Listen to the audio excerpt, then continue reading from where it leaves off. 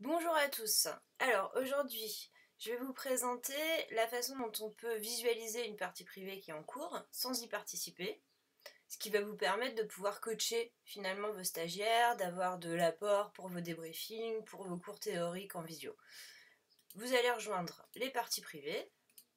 Ensuite, vous cliquez là sur la petite caméra dans Créer. Alors là, le souci en fait, c'est qu'on n'a pas les noms des participants. Donc moi en général, j'arrive à les retrouver avec le nombre de participants. Je sais que le maximum sur la partie qu'on a créée, c'était 20. Et ils sont une quinzaine. Hop, donc là, j'ai 14 sur 20. Voilà, donc ça, c'est la course auquel mes stagiaires participent. Je clique sur la caméra. J'attends un peu que ça charge. Et là, voilà, là, je peux les voir. Donc en fait là j'ai tous les participants. En les sélectionnant, je vois chaque bateau. On va prendre Billywood par exemple.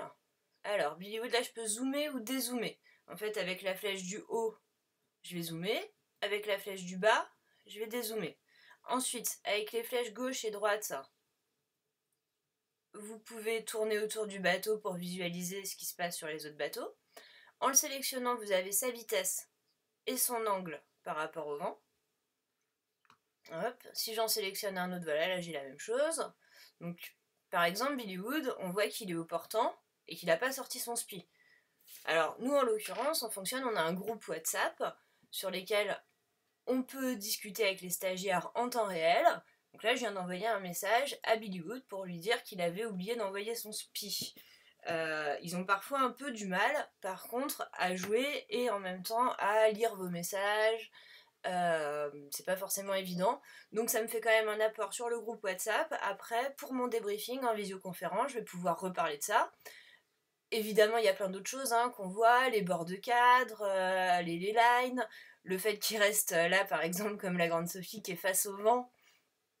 C'est important de bien leur expliquer que pour virer en gardant le même angle en sortie que l'angle d'entrée, vous pouvez appuyer sur la touche T, parce qu'avec les flèches directionnelles, le bateau est pas évident à gérer. Voilà, donc ça va vous permettre d'avoir de l'apport pour des débriefings ou, comme je le disais, pour du coaching direct avec des outils éventuellement comme WhatsApp ou ceux que vous utilisez dans vos clubs.